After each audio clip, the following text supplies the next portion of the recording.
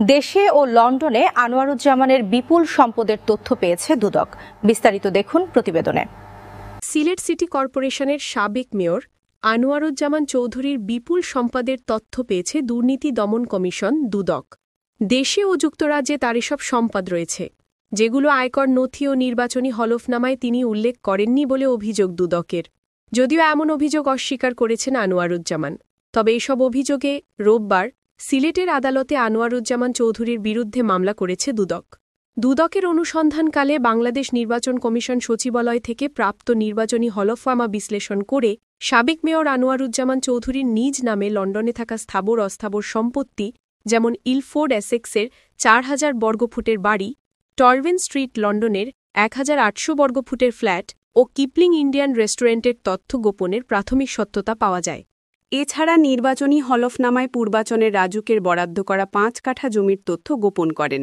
এজাহারে দুদকের অনুসন্ধানের বরাত দিয়ে উল্লেখ করা হয়, ২০২২-২৩, ২০২৩-২৪ এবং ২০২৪-২৫ খ্রিস্টাব্দে দাখিল করা আয়কর রিটার্ন অনুসারে তার মোট সম্পদ ৮৪,৪৪,৯৯৮ টাকা। কিন্তু এই টাকা তিনি কীভাবে অর্জন করেন তার কোনো সঠিক তথ্য প্রমাণ পাওয়া যায়নি।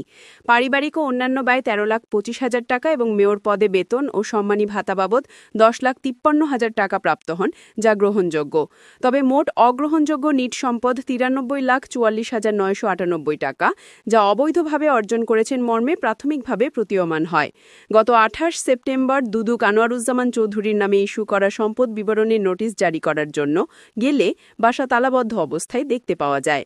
ফলে নিয়মানুযায়ী তার বাসার গেটে সাক্ষী রেখে সম্পদ বিবরণীর মূল ফর্ম নং ০০৬৫৭ টানিয়ে আসে দুদক হয়।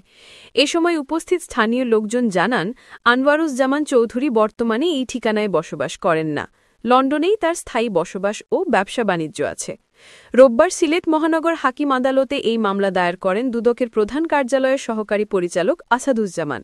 সোমবার মামলার বিষয়টি নিশ্চিত করেছেন দুদক সিলেট কার্যালয়ের উপপরিচালক রাফি মুহাম্মদ নাজমুস সাদাত।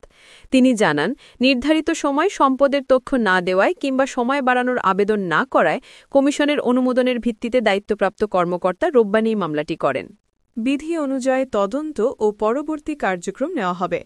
মামলার এজাহারে উল্লেখ করা হয়, আনোয়ারুজ্জামান চৌধুরী ২০২৩ সালের নভেম্বর মাস থেকে সিসিকের মেয়র পদে প্রায় ৮ মাস দায়িত্ব পালন করেন। এর আগে তিনি ২০১১ থেকে ২০২১ সাল পর্যন্ত আইএফআইসি ব্যাংক পিএলসির পরিচালনা পর্ষদের পরিচালক হিসেবে দায়িত্ব পালন করেন। ২০২৩-এর সিসিকের মেয়র নির্বাচিত হওয়া আনোয়ারুজ্জামান যুক্তরাজ্য আওয়ামী লীগের